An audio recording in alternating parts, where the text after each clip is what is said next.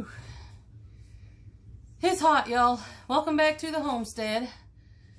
It's about 12:30, 1 o'clock in the afternoon, and my super smart self decided I better go pick some elderberry. The birds have been hitting them, and if I didn't get it now, I wasn't going to get any.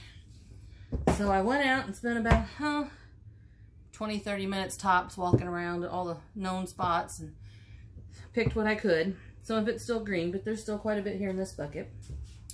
Anyhow, there's several different ways for you to get your berries off the stems. And I'm just going to share with you my personal experience and let you take it from there. The very first year I picked elderberry, I did not want to miss. And by the way, you're not going to see my face because my head is soaking wet in sweat, just in case you're wondering. Anyhow, very first year I picked elderberries, I didn't know that the stems were no-no. And so I picked them as close up to here as I could, but each one still had a little stem on it. I processed my elderberry, none of us died. We made it just fine, but apparently that's a big no-no. Over the years, I've tried various things. I've tried the stuffing them in a Walmart bag loosely and freezing them in the deep freeze and then shaking the bag and the berries all fall off.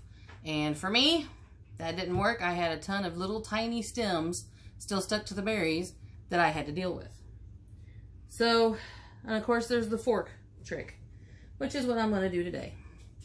I just found that it's best to get your phone out, put on your favorite YouTube videos or channel. This one could work, just saying, even though I'm a little bitty. And I would just take the fork and I would drag it. You see them falling? And yes, it takes time. Do it while you're watching your favorite episode of The Waltons, or you know, husband likes Hawaii Five-0. Put it on Hawaii Five-0. Watch your favorite sermon. Whatever it takes. And this fork might be a little big. This is bigger than what I usually use. I might get a smaller one. But you just run your fork over it. And they come out pretty clean. And very, very little stems. Now, you are not going to get every single teeny, tiny, little itty-bitty piece of stem. There's an ant coming off the elderberries. You're not going to get that. The purpose is to get as much of the berry without stem as possible. And also, if you do it this way, it keeps you from any bugs that may be on there from picking, any leaves, any other kind of pests. One year, me and a praying mantis communed while I picked them, and I had to make sure not to stick him in the bag with the rest of my berries. Today, I got chased by a bumblebee. And I had to keep my bucket in between me and him and walk backwards. And I kept talking to him and saying, buddy, I'm not after you. I just want some berries. And he finally gave up and went on, and I didn't get stung. So, you know, be aware that you're not the only one after the berries or the blossoms in the spring when they finally bloom. Just remain calm.